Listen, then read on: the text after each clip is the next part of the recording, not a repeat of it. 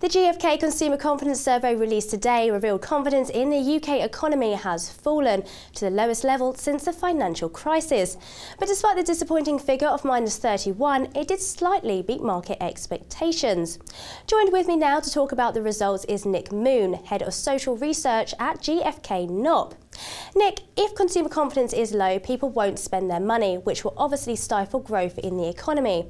How can we reinforce consumer confidence in the British public to stimulate growth and avoid a double-dip recession? What can be done? Well, it's a tricky one. The government is obviously doing all it can to do that, but the trouble is that the cuts that it's making because of its policy of reducing the deficit in one parliament rather than two, they've taken some money out of the economy themselves, as well as the money that's come out of the economy because of the recession.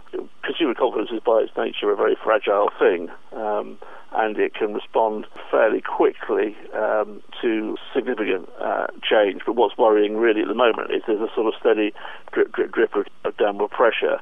There was one very good month in the index a few months back, but all the gains then have now gone. We're back in a very bad position. So at the moment, people are really not looking at all happy about the future. One of your indicators suggested that people are not as concerned about their personal finances over the next year. Does that suggest that people are not as concerned about the economic climate as the headline figure suggests? Well, you have to accept that the index moves around quite a bit every single month. It is only a survey. It's subject to sampling error, like any survey is, and you see changes of up and down 1% every single month. What you really need to be looking for is either sort of big changes. So this month, the feeling about the country as a whole, the economy over the next 12 months, that's gone down by 4 points, which is quite a big change. And other than that, you want to be looking at the changes that take place over a longer period of time. So, yeah, the score for your personal financial situation over the next 12 months has gone up by 1 point, but frankly, that's fairly irrelevant. OK, well, out of interest, do you think UK consumers react positively or negatively to the idea of bad news and weak global recovery elsewhere in the world? Well, I think that everybody reacts negatively to bad news. I think there's a circle of it, because obviously the more media coverage there is about the economy being bad, the more people think the economy is bad, and then there's a degree of self-fulfilling prophecy about it all. Had the UK not taken the steps that they've already begun to take in regards to austerity measures, could the UK have been in the same situation as, say, the US? I mean, comparing one country with another is always very difficult, because although they're both subject to the same world events, the sort of fundamentals of the market can be very different. The US is a manufacturing country, for example, to an extent to which we're not remotely. The US is sitting on vast amounts of natural resources that we're not nearly so much. But on the other hand, their debt crisis was really worse than ours, and they're sort of still paying the cost of that.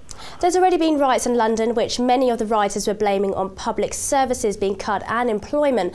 What will happen when even tougher austerity measures come into play, as George Osborne is planning? Do you expect an even bigger backlash?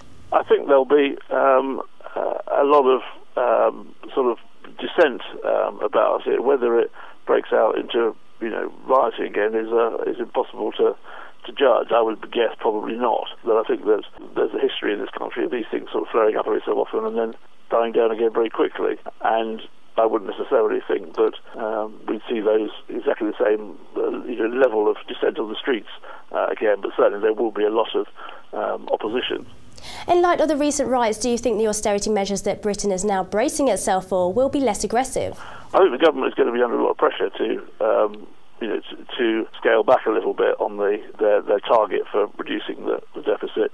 When the polls suggest the public is a bit unclear about it all, there's a reasonable measure of support for what the government is doing, but that was all whether that support will hold up when things start when the cuts start having a real effect is the real measure of how likely the Conservatives are to stick to their nerve and keep going.